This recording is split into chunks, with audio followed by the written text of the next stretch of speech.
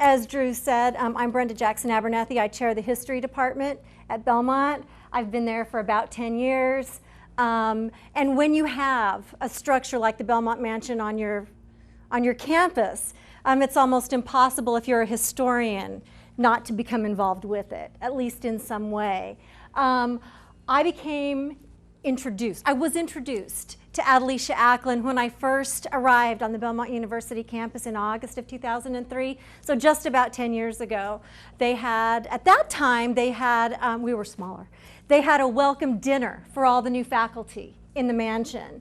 And I attended that dinner, as did all the new faculty, and was seated next to the mansion director, Mark Brown. I thought that was an accident at first. It was not an accident. They were happy that a new Americanist had been added to the faculty at Belmont, and so that was by design. Mark and I become really good friends, very fast friends, and Adelicia fascinated me. Here I was, brand new to Nashville. I'm a Westerner. You probably could tell. Not from the South. I'm a Westerner. I'd never been to the South before. I relocated for a job. And I'm in this fabulous, fabulous home built by a woman I'd never heard of. And I kept thinking to myself, why in the world have I never heard of her? How is it possible that I have never heard of this woman? Well, when you're a brand new faculty member, you're very busy. Preparing new courses for years and years and years. And so it took a while for me to have time to actually think about Adelicia. And I guess it was about 4 years ago, about 2009, when I really started thinking about Adelicia, and I started thinking about the fact that there wasn't much available on her. And I noodle around on the internet for a while, and after I read the same sorry information for the 475,000th time, I thought, what in the heck? I need to find Adelicia. I need to figure out who she is, and I need to tell people about her. Because I think she's important, and I think she matters to the history of Nashville, certainly to the history of my university, but to the history of Nashville and to the history of the Greater South as well. Since that time, I've done tons of research, and I'm going to talk to you about that today. And really what I'm going to share with you today is the journey that Adelicia has taken me on so far. And I say so far because this goal that I have is to produce a biography, a real biography, a real one with sources and everything on Adelicia Acklen. There are fictional accounts of her life out there. You probably read some of you probably read them. They're really good.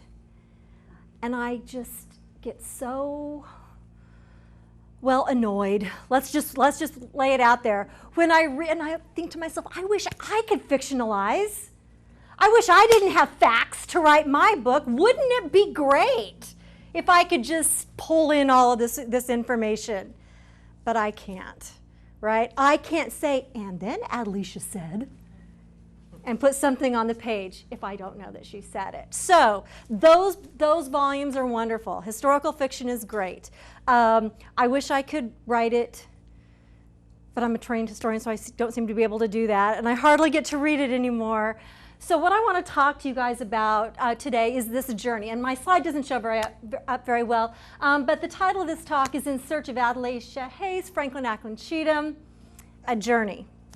And the journey begins, of course, with her beginnings. Now, one of the things that's important to remember about Adelicia is she was born in 1817. In 1817, Nashville was very, very new.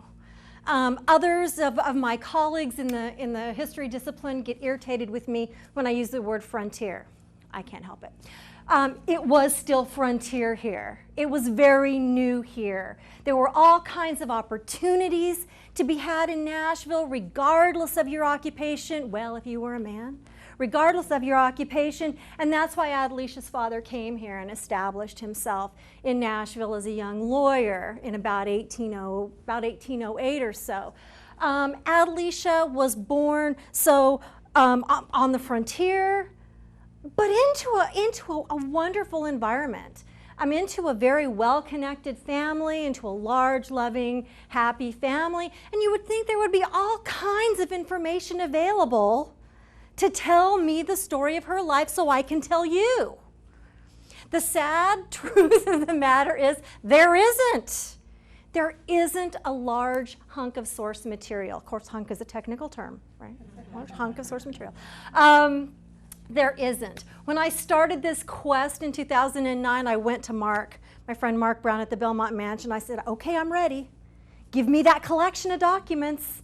I'm ready for the letters and the journals and the diaries and the recipes and all the other stuff. And he sat in his office and he started laughing. He started chuckling because those things don't exist. So let's talk about why those kinds of things don't exist and who Adelicia was and why we need to tell her story, because I think we do. This painting of Adelicia was done in 1834. She was about 17 years of age, and she was going through a very, very difficult time in 1834. Her fiance had just passed away, had just died. Alphonso Gibbs, a young, promising lawyer from Harvard University, Nashvilleian, but educated at Harvard, had died, and she was trying to figure out what next. Her life had been planned. She knew her course, and now her course was changed. Wouldn't it be great to have a letter? Wouldn't that be awesome? To have a letter from her talking about how she felt? Talking about what it was like to lose Gibbs at that young time in her life? Well, you don't get a letter. There's no letter. There's no letter. So we don't know. We don't know what happened to Adelicia or what she was thinking during those difficult days. This house is the Rokeby house. This is the house where Adelicia and her siblings were raised. This house was purchased by the Hayes family in the 1820s. It was already an existing structure.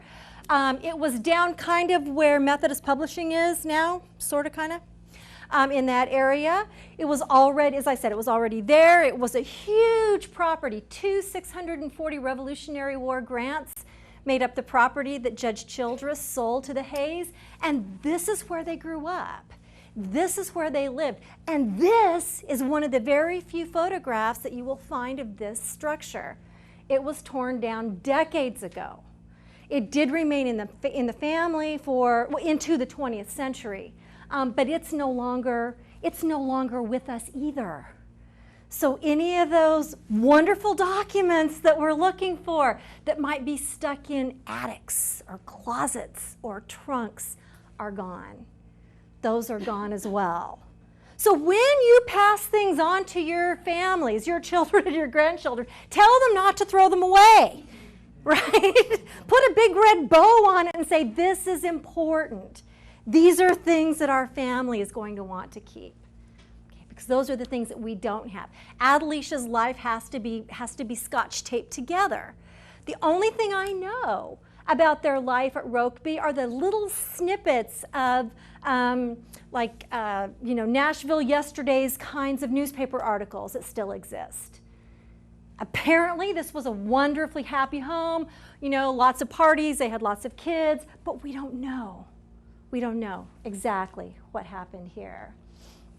Isaac Franklin entered Adelicia's life probably around 1837 or 1838. You all know Isaac Franklin, yes?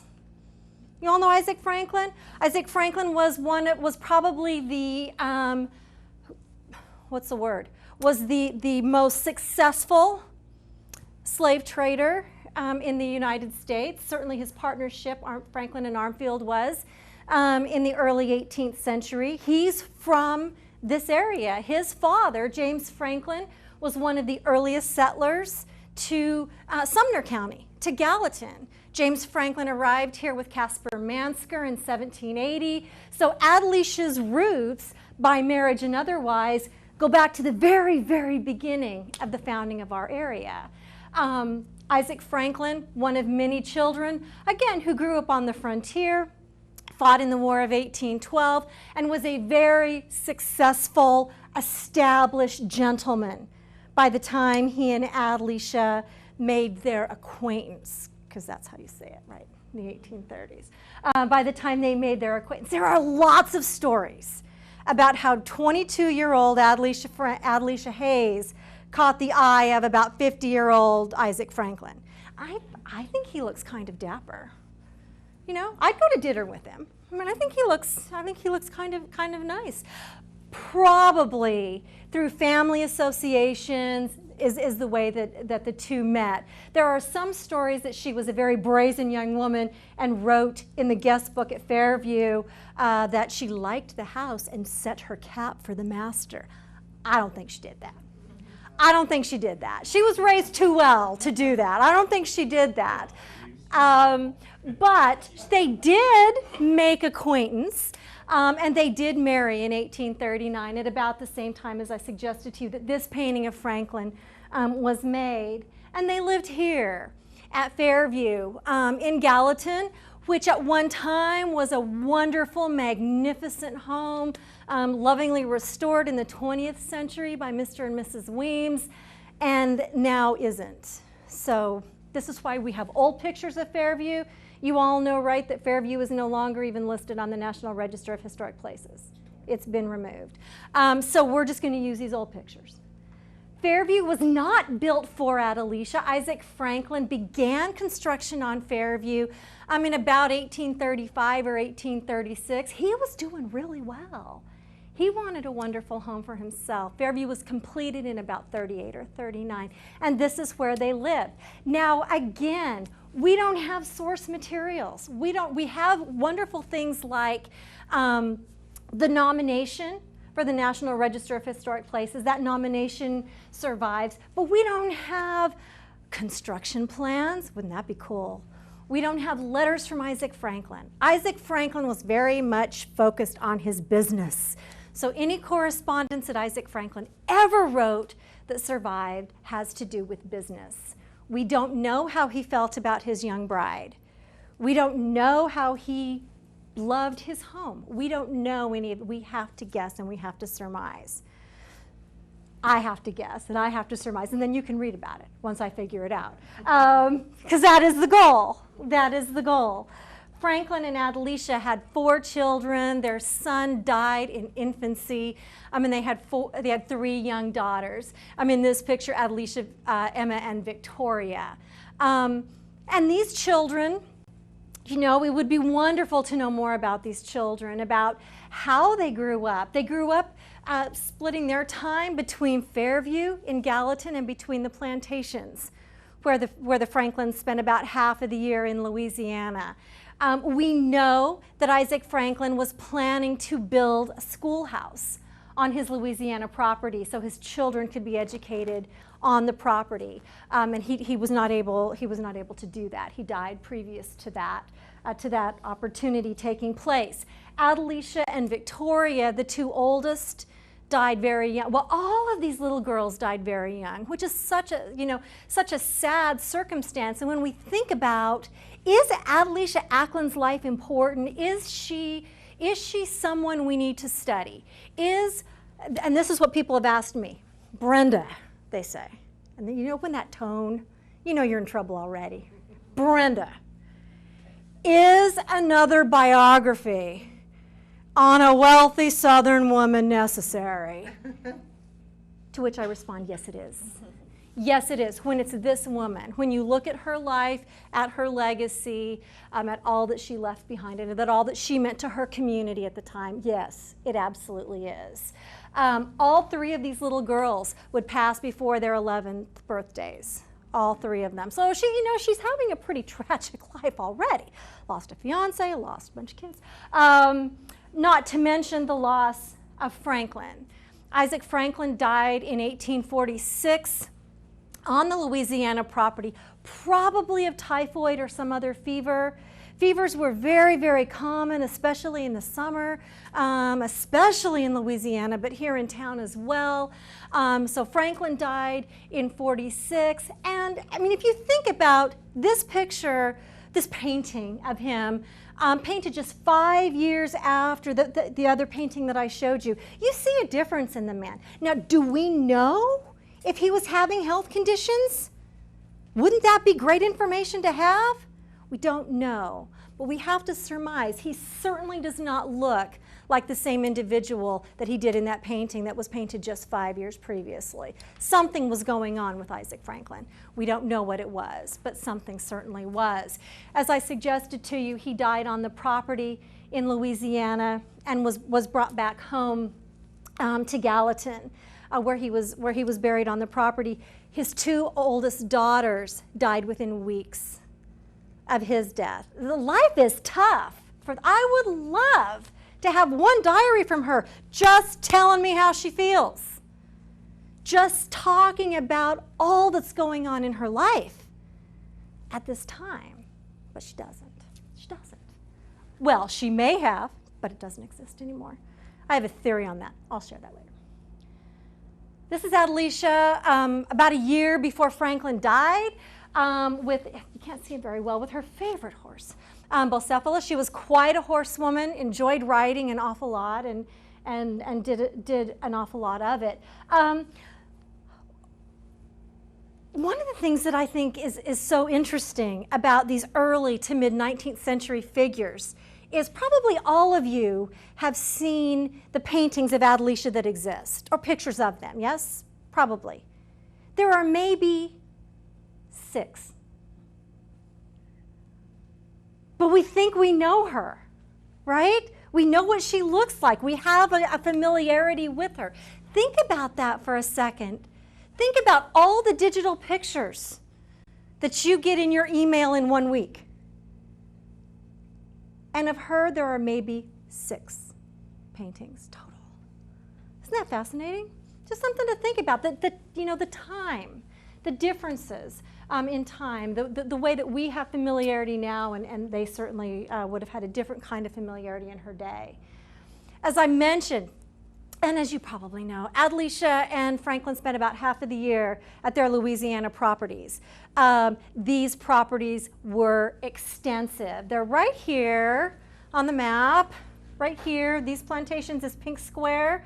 It's the Mississippi River, obviously the Mississippi-Louisiana line. At the time Franklin died, this property was somewhere in the neighborhood of about 7,000 acres, give or take a few acres. This property Franklin started accumulating in the 1830s. He had every intention of leaving the slave trade and becoming a cotton planter. That was his plan, obviously, for quite some time. What's kind of interesting and ironic is the cotton prices peaked just before Franklin went into the business and never again reached the heights that they saw in the early 1830s. But nonetheless, and you know, what do you do? What do you do if you're a planter of anything and the price begins to bottom out? What do? You plant more. You plant more, price goes down, you plant more, right, to make up the difference. And that's what Franklin did. He continued to buy land, he continued to buy property by the time, and so did Adelicia and Joseph Acklen. In the years of their marriage. By the time Adelicia finally sold the property in the 1880s, sold all of the property in the 1880s, there were over 8,000 acres that made up the estate. Huge. This estate was primarily cotton, almost all cotton. In fact, during Franklin's lifetime, most of the food products that fed the labor force, the enslaved population here, were grown in Gallatin, were grown at Fairview, and 2,000 acres at Gallatin, so we had an awful lot of land. It would be so cool, wouldn't it, if some of those buildings were still on that property? Wouldn't that be great? Wouldn't that be amazing? Do you guys know, does anyone know what, I shouldn't say guys, see, I'm a Westerner, we do that. Do any of you know what that property is now? Angola. Right, it's a Louisiana State Penitentiary at Angola. Yeah, Angola was the name of one of the plantations. The Franklins actually, Isaac Franklin and then later Acklen as well, split the property into workable units.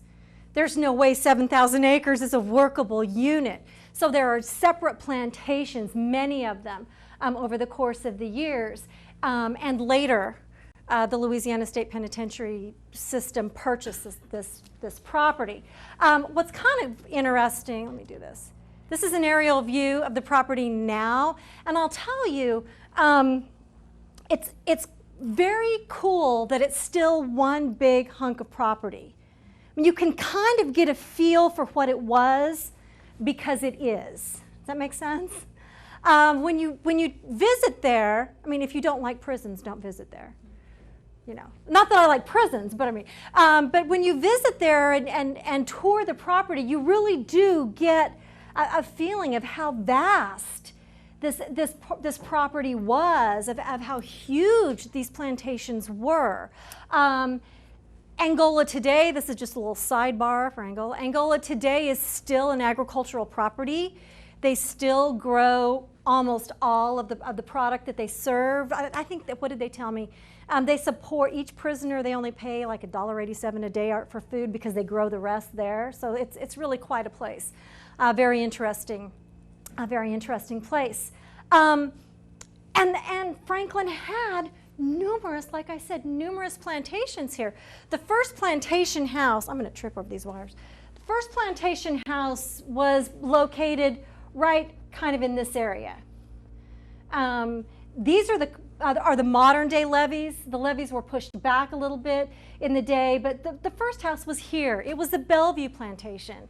Bellevue was in place when Franklin bought the property. The house was already there. It had been there for some time. It's not there anymore. You all know what happens to property laying right along the Mississippi River, right? Runs down the river eventually. One of the things that we do learn when finally letters start to show up in other people's collections, because Adelicia does not have a collection. In other people's collections, we read about the flooding. We read about the levees being breached. We read about stuff floating down the Mississippi River. So this is a problem that this property, particularly sitting on the bend of the river as it does, suffered regularly. And even more so in a lot of ways when the second significant house. And when I say significant, every single one of the plantations that the Franklins and then the Acklens built had a full complement of buildings. So you would have, you know, everything you would need for running a plantation on each of the separate plantations. The second significant house was here. It was called the Angola House, and it was closest to the river, very close to the landing. There was a steamboat landing right there where they hopped on and off to go to New Orleans and do whatever they had to do. I would love for there to have been one building left at Angola from the Franklin Acklen era. A shed, right? A hammer, something. There's nothing. There's nothing there. Most of it has run down the river. When Adelicia became less involved in the day-to-day production of cotton on the plantation in the years after the war, she leased a significant amount of this property to a man by the name of Colonel Samuel James. In the post-war years, prisons were private enterprises. You could contract as an individual, you could contract with the state, and you could run a prison. So there you go. And Colonel James had the Louisiana contract. That's how the first prison was located on Angola. And I just kind of think he threw stuff out, don't you think? I just think he threw it out. I think he looked at it and went, I don't need all these plantation records. I don't need this stuff, and threw it out. West Feliciana Parish, where the plantations are located, just didn't keep all their tax records. So those are gone too. She's taken me on quite a journey, I'm telling you. She has taken me on a journey, but we're going to get there together, the two of us, one way or the other. I do have time to do this. I do have a story, kind of an interesting story. You know, when you visit a maximum security prison, you're a little concerned about safety and what have you, you know. But I visited Angola. I had a really terrific time there until the PR guy who was driving me around decided that he really wanted to show me, really wanted to drive over one of the levees and show me some, show me some property here. Remember, I told you that the Bellevue house, the first house, was right about here. And this is the new levee. It's a nice high levee. This doesn't flood, at least not too often anymore. But he drove over this, and there had been some other plantation buildings there, kind of in what's now the river bottom, in the early years. And I said, well, that's wonderful, and that's terrific. But what I'm thinking to myself is, well, I see alligators over there, and I know there's convicts over there, so we should just be going. You know, we should just be going somewhere. As he turned his SUV around, you got it, we got stuck. We got stuck in the mud, out in the river bottom at a maximum security prison. Could only happen to probably me and Adelicia, I'm thinking. What the funny part was, he got on his little PA thing, and he started to make a little help plea, and then he looked at me and he said, you know, I probably shouldn't announce this to the entire prison that we're out here stuck. Like, yeah, you probably shouldn't. He got his cell phone. A couple of big burly guards in a truck with guns came out and winched us out of the mud, and we were on our way. And it was quite the story in the warden's lunchroom later that day. He had a tough time. But it was interesting, and it was kind of funny now. It's funny now. It wasn't that funny then. Wonderful, wonderful property, though, and a really just great way to look into Adelicia's past, and would be even better if there was anything left to help us tell her story. This is the Angola house that was constructed. Did I go too far? Oh, thank you. Got a little crazy with the button. The Angola house was constructed, probably begun by Franklin, certainly finished by Acklen. We don't know exactly because there are no records. Those are not any of Adelicia's relatives. We don't know who those people are, but it's rude to white people out of a picture, so they're still there. But what I like about this picture, and what I think is interesting for you to pay attention to, is this is not a grand, elaborate, what you might think of as a Louisiana plantation home. West Feliciana Parish, where the Franklin properties were located, was settled by Anglo-Americans, by Brits, who for the most part built homes that resembled in some way an English manor house, an English cottage, if you will. So the kinds of houses that are in that part of the country, at least most of them, follow this order, very much follow the British model and not the grand, you know, mansion design that we're familiar with. This house ran down the river as well. It didn't run down the river until the middle of the 20th century, but it left as well, taking everything with it that could tell us anything that we wanted to know about Adelicia. This is her family. I just thought that was kind of interesting. Her family, in about 1846, at about the time Franklin died. Now keep in mind, Adelicia, through her children, and there's a whole long story that we won't talk about today, inherits Angola and all that goes with it, the property, the money, everything that goes with it, eventually, after a while. But this is some of her family, her father and mother. This is Adelicia, her brother Oliver, and her sisters Laura and Corinne. She was very close with her sisters. Her youngest sister we need to thank because Corinne saved letters. Thank you, Corinne. Thank you, Corinne. We finally begin to have a set of letters when Corinne is in her teens and a young adult, when she's kind of, you know, in control of her own destiny, if you will. So Corinne saved just about everything that her older sister, and Adelicia is much older than Corinne, sent to her. So fortunately, we begin to have some idea of the kind of life that this woman lived and some of her thoughts. She married Joseph Acklen in 1849. Why did she marry Joseph Acklen? I don't know. He looked good. I don't know.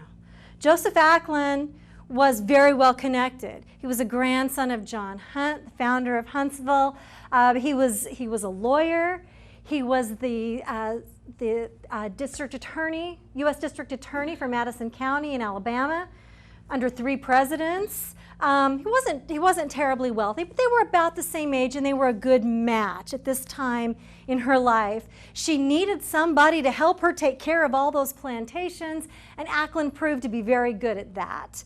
Acklen spent an awful lot of his time in Louisiana managing the plantations. Adelicia spent about half the year in Louisiana, the other half in Nashville, either at her home on Cherry Street or with her parents, or at Fairview, until she and Acklen built, oh, there she is. I'll come back to her in a second, till they built Belmont. Belmont was phenomenal, right?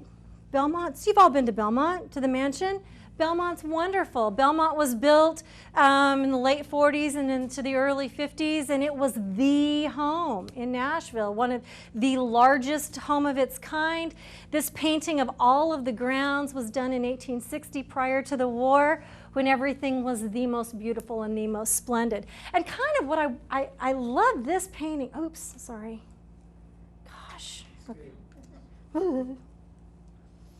This painting of Adelicia, because it's very, is she gone? Yes, because she's become kind of sophisticated, hasn't she? I mean, she's there in her lace, and she's very, I don't know, she's kind of, I don't want to say gone uptown, but maybe she has. She's very sophisticated, a young woman by this time. Acklen and Adelicia have a very nice life together, a very successful life together. We don't have documents from Acklen. The things that Acklen left behind, you can count on one hand. There are no documents from Joseph Acklen. Again, all those plantation things that Colonel James probably got rid of, none of their children seem to have, at least not that they've given us, seem to just have not left much behind. But Acklen was a very good partner for Adelicia. Together they had 6 children. So all told, she gave birth to 10 kids over the course of her life. They had a son and then a set of twin daughters who died as infants. They were about 2 years old when they died. And then her 3 youngest children survived. I think one of the things that most of us don't think about when we think about Adelicia is her dedication to motherhood. You don't think, do you? Do you think about that, motherhood? I don't think people do. I mean, maybe. I think maybe when you walk in the mansion and you see the statue of the babies, you know, and you kind of, but then you forget as you walk through. She was a very, very dedicated mother. She doted on her children, particularly the 3 youngest children, absolutely doted on them, and just was a wonderful mother. We don't have tons of information from them either, which kind of adds to my journey and adds to trying to figure out who they were. There is an article written by her son William, I'll show you a picture of him in a second, that was published in the Tennessee Historical Quarterly a number of years ago. It's called Scion of Belmont, and if you read it, you would swear that he was an only child. You would swear. He talks about Acklen's child being born. Of course, he had an older brother, but that never enters in. And then he talks about the European tour that his mother took the children on in the years after the war. Of course, you would never know anybody was with him, except he and his mom. So as we're looking at the few documents that do survive, we really kind of have to sort through and kind of, you know, put away the things that maybe were written for self-serving reasons, perhaps. And there were definitely those. I throw this picture in here because we just finished restoration of Adelicia's bedroom, and it's just phenomenal. How many of you have seen it? A couple of you? Oh, it's wonderful, isn't it? It's just wonderful. I can't imagine that being your bedroom. Can you? I mean, you would want to put everything away, you know, immediately. But this is how she lived. And this is, I guess, another reason why I get kind of frustrated wishing I knew more of what she was thinking. How does she put this together? How does she think of you know, these ideas? I mean, until in the late 1860s, until the post-war years, she didn't travel a lot. She traveled between here and Louisiana, and she did spend time in New Orleans. But, you know, where did these ideas come from? That's what we're missing. Where she gets her ideas, where she gets her inspiration. What are the things that appeal to her? What kind of books does she like? We know that she made paper flowers. That was a big deal back in the day. Did she like it, or did she just do it because everybody else did it? We know she made calls, New Year's Day calls, long after it was the custom to do so. Why did she do that? Did she just like it? We don't know. She doesn't tell us. We would love to know, but she doesn't tell us. The last of Adelicia's husbands, and Belmont just did a program on Dr. Cheatham, was William Cheatham. Adelicia married William Cheatham in 1867 after she and the children returned from Europe. They were there over a year. They were there quite a long time. And there are all kinds of schools of thought. I don't know what they said at the mansion the other day. There are all kinds of schools of thought on why Adelicia married again. I kind of forgot about Joseph Acklen. Acklen died in 1863 on the plantation. It was not a war-related death. It was disease. We're still kind of arguing about what it was. Probably malaria. So why again? Yes, ma'am. I've heard the story, whether it's true or not, that she married for money, for love, and then for security. I know, but you know, I have too. But I flipped the first two, though. I don't know. Yeah, I flipped. First was love. See, I do too. I think, yeah. Well, but it can't. Well, I think she married William. I think she really loved Isaac Franklin. I do, and here's why. Now, I'm giving you a tip on what's going to be in the book. I wasn't going to give you a whole bunch of the secrets that are in the book, but I'll tell you anyway. Adelicia was her father's only daughter for a very, very long time. She's 12 years older than her next sister.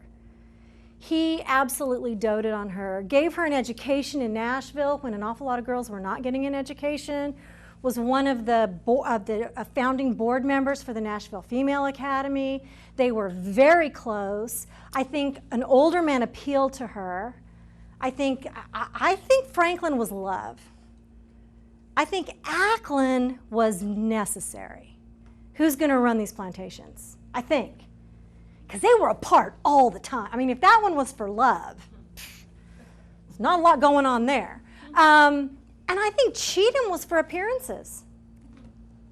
I do. I think Cheatham was for appearances, and here's why. She married him in 1867. She was very active in accumulating property. Not only in Nashville, she was buying property in Orlando, she was buying property in DC, she's thinking about buying property in New York. I mean, it was getting to be okay for a widow to carry on those kind of activities, but it sure looked better if you had a husband. So he was a nice guy, you know. Mark will say that he looked good on her arm. Mark Brown will say that. I think there was some sentiment, and I want to tell you a little story if I can. You'll notice that there are 6 children in this picture, and I've told you that she only had 4 that survived. This is her oldest son, Joseph Acklen, with whom she argued all the time. We think he got rid of stuff. We're blaming him. This is her second son, William, her daughter, Pauline, and her youngest son, Claude. These in the middle are her stepchildren. Those are William Cheatham's children, Richard and Maddie. William Cheatham, okay, you're going to need a timeline, but I'll do this fast. William Cheatham's first wife was a Reddy. She was the sister of the wife of John Hunt Morgan, the Confederate raider, very successful Confederate raider. During the Civil War, William Cheatham and his wife were were charged with treason. Remember, Nashville's occupied. So like it or not, Nashville is controlled by a Union government during the war. They were accused of treason against the Union and marched off to a federal prison, I think in Indiana. Illinois, thank you. On the way, Mrs. Cheatham became very, very ill. They were allowed to return to Nashville, and she died. It's pretty tragic. Pretty tragic. I like to think that something struck a chord with Adelicia, where those children were concerned. They were young children, at the time. And she does become very much a mother to them. We do have letters, so finally, can I have a hooray? We do have letters from Maddie Cheatham, who immediately begins calling Adelicia my dear mother. So, you know, I think that there's a bit of a tenderness there as well. Adelicia and Cheatham remained married throughout the rest of their life. They spent their last few years separated. She moved to D.C. and then New York and then did other things, and he stayed here. Fortunately, there are pretty nice records, a pretty nice collection of things after the war. People begin to save letters. As I suggested to you, her sister Corrine saves letters. Her children save, her younger children save some things. Her stepchildren save a few things. At the end of the day, the goal is to try to bring all of these things together, to bring an end to this journey that she's taken me on, which has taken me everywhere from this building to the Belmont Mansion, to Louisiana, to North Carolina, and to all kinds of other, Alabama, and all kinds of other places, searching out just the littlest snippets of information on her life. I guess that question that people ask all the time, is another book really necessary? I guess the answer to that question will come with the book. With the book. Until then, this is the favor I ask of you. When you read that historical fiction, and you will, and it's good, it's good, you know, stop for a minute, especially after you read "And Then Adelicia Said." Okay, just stop and think, poor Brenda.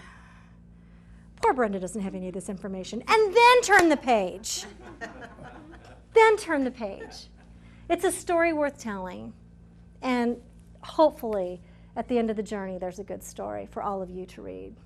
I thank you for listening. Yes, ma'am. Did you cover any of the Civil War when she was trying to get her cotton out and everything? That's a story everybody knows. Sure, and that's true. She did. You know, that's one of the cool things about her. You know, that's one well-documented event in her life. And it's not well-documented because she left information. It's well-documented because Sarah Galt told the story years later, right? And published a newspaper article about her adventures with her cousin Adelicia. Yes, ma'am? Yeah, I hadn't heard that story. Oh, sure. In the years after the war, Joseph Acklen died in 1863. And there was lots of cotton down there. And she really wanted to get it out and sell it, you know. But neither, you know, the Union is controlling the rivers, and the Confederacy is still kind of controlling the area where the plantations were, and neither of them wanted the cotton to fall into the hands of the other, so they weren't allowing it to go anywhere. The plan by both sides, whoever got a hold of it, was to burn it. Yeah, I know. Well, there was a lot of burning going on during those years. So she decided that she was going to go to the parish and she was going to rescue her cotton. And she did. She went with her cousin, Sarah Galt, and her young nephew, Addison Hayes. And Addison was down there. He was on the plantation. He was kind of standing in as plantation manager. I mean, he was so young, I think he was just there to make sure everything wasn't stolen. But nonetheless, so she did. She went down there and she negotiated with both sides, and we have no idea what she promised them. I don't know. But she got her cotton, and she got transport. And one of the conditions was that the cotton had to be sold in Britain, couldn't be sold here. Well, but you know, I mean, you're playing both sides. So she sold her cotton in Britain and made almost $1 million, close. A lot of money. One speculation that I've heard, I went to Lipscomb. Yeah. Matt Craig said if he had been younger, I mean, in Adelicia's time, he would have camped on her front door until she would marry him. And he tended to tell a lot of folklore about her. But his folklore, and he claims it was true, was that she was able to negotiate because she had money, Sure. and that she paid off both Sure. sides. And Sure. then they realized after Cotton was gone that they had been scammed by her. Sure. Yeah. Yeah. She reminds me a lot of Scarlett O'Hara. Well, yeah. I think she's smarter. Oh, I think she's much smarter than that too. Yeah. But I think that they got a lot of the ideas for Gone with the Wind from Adelicia. Maybe if they knew anything about her. I'm telling you, it's tough to find out about her. Maybe, but yeah, of course. I mean, she greased a lot of palms. Yes, sir. Did she live in Washington, D.C.? Not very long, and she was actually in Washington on a buying trip. She was staying at a hotel, looking at property to buy, was buying furnishings for a home in Washington when she died. She did have a home in D.C. where her daughter, where Pauline lived for years and years. And then she was looking at property in Florida. I can't remember if she actually bought property in Florida. She had property all over the place. All over the place. Yes, sir. Who's buried in the mausoleum? Lots of people. It's a crowd. The mausoleum, in addition to Adelicia, Isaac Franklin is in the, well, this is the easiest way. Isaac Franklin and their 4 children, Joseph Acklen and 5 of their 6 children, and I think a granddaughter, maybe, who she would have never known. But not Cheatham. No, Cheatham is buried, he's at Mount Olivet also, but he's buried with his first wife, Mary Reddy. Well, you know, the story they tell when you do that walk out there is that she didn't like Cheatham, that she did not want him buried there. Well, she died first. Well, I mean, she left Sure. instructions, don't bury him. Sure. We all know about instructions.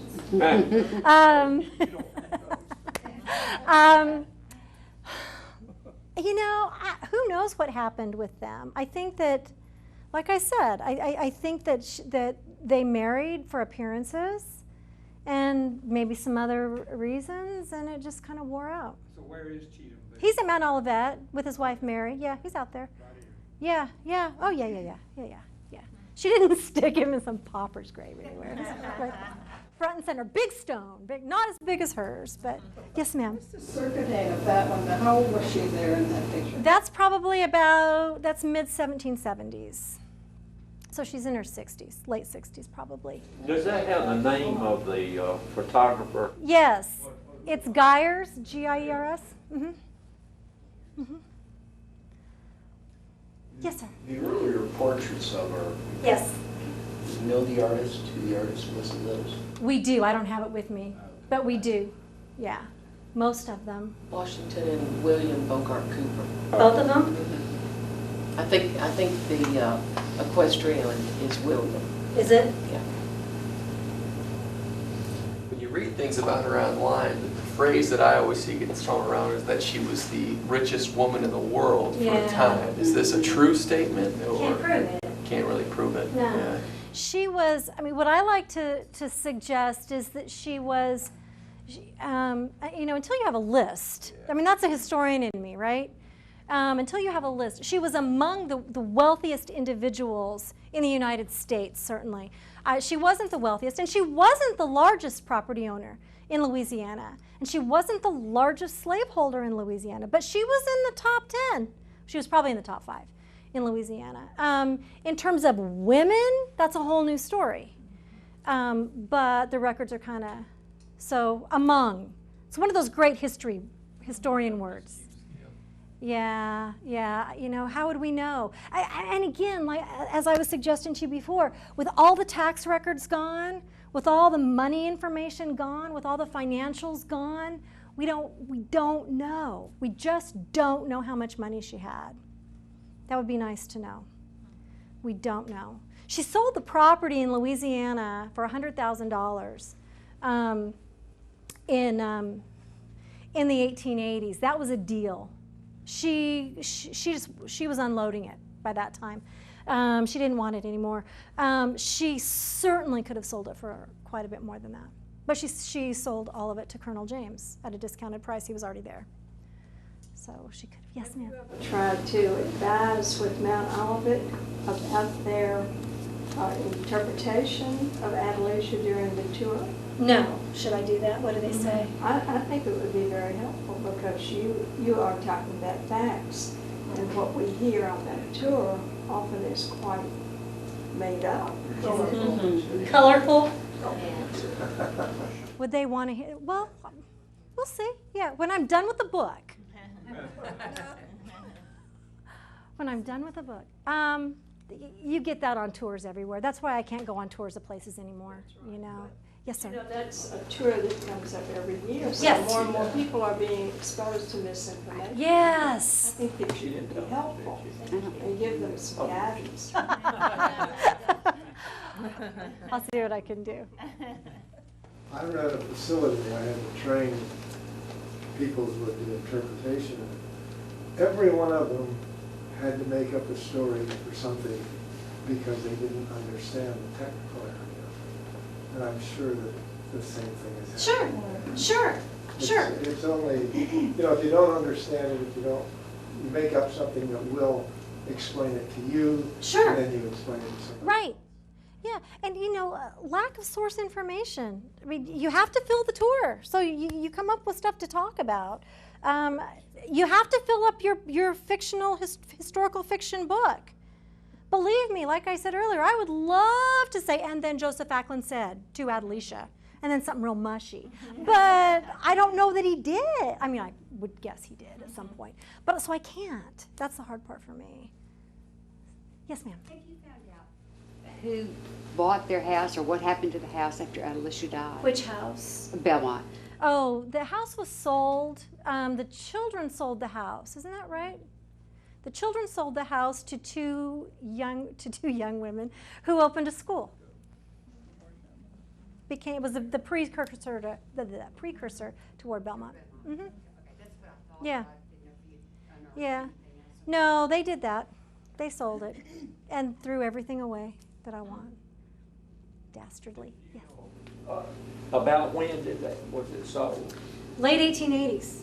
Late 1880s. Now, when did she die? 1887.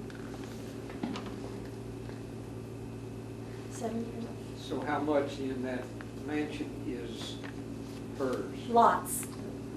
Lots. How did that happen? Some of it was still there. We've been buying stuff back from heirs for years. Some things are donated, some things are given, some things are pricey. But we've been buying and getting from the heirs for years and years and years. Her son, her oldest son, in his second marriage had many children. So there are lots of heirs. There are lots of heirs. And I'm sorry, what? There are surviving heirs. Oh, yes, yes. Through one son, through Joseph Acklen. Her daughter Pauline had just one child. Her other two sons had no children. So whoever I was talking to. So that's where we're getting everything, is from the heirs. I thought it was interesting yesterday when I was touring the bedroom. Yes. I was speaking to the curator. Yes. And he said that there were 3 items in the bedroom that were given to them by someone who had bought them on an auction many years ago. Bed and the marble table and the lamp. That was really wonderful. Yes, and that will happen every now and then. And it can be a random thing. People touring your facility, you know, and people downsizing and not knowing what to do, maybe not having children or grandchildren who want the older things and giving stuff back to us. Jen. Speaking of the auction, they did an estate sale when they were selling off, when the children were selling off. They kept a very detailed inventory. And from that inventory, we know what was sold, but not necessarily to who it was, but a lot of things were sold to Nashville families, and that has gone through their family for several years now, and it's those folks that are now giving it back to the mansion and everything. But it was a very detailed inventory where they would say something like from the upstairs bedroom. So, And her- so that's yeah. one of those good Right. sources that we. We do have that. have. We know. Yeah. I know where stuff went. And her lovely. will was very detailed too. The Yeah. inventory for her will was very detailed as well. So we know what she had. So when's your book coming out? I don't know. Do you have a title for it yet? No. It will be by the bicentennial of her birth. So, for sure. I hope. How many years have you been working on this? About 300. I started research about 4 years ago. Serious research about 4 years ago. Surely she would have had diaries. You would think, wouldn't you? Yeah. Yeah. Her daughter. We think Joseph. We think Joseph. Joseph lived in the house by himself for a while. We're blaming Joseph. There's no one else to blame. So we think that Pauline usually traveled with her mother. They were very close. As I mentioned, she really doted on her three youngest children. She and Joseph fought quite a lot. I mean, she loved him too, But I mean, they had some issues. So it was Joseph, and then the twin little girls that died, and then the three younger children. So I mean, maybe he didn't do it. Maybe he didn't, but kind of think so. Kind of think so. It'll all work out. It's all going to work out, and I appreciate your questions and especially you being here. Thank you so much for coming.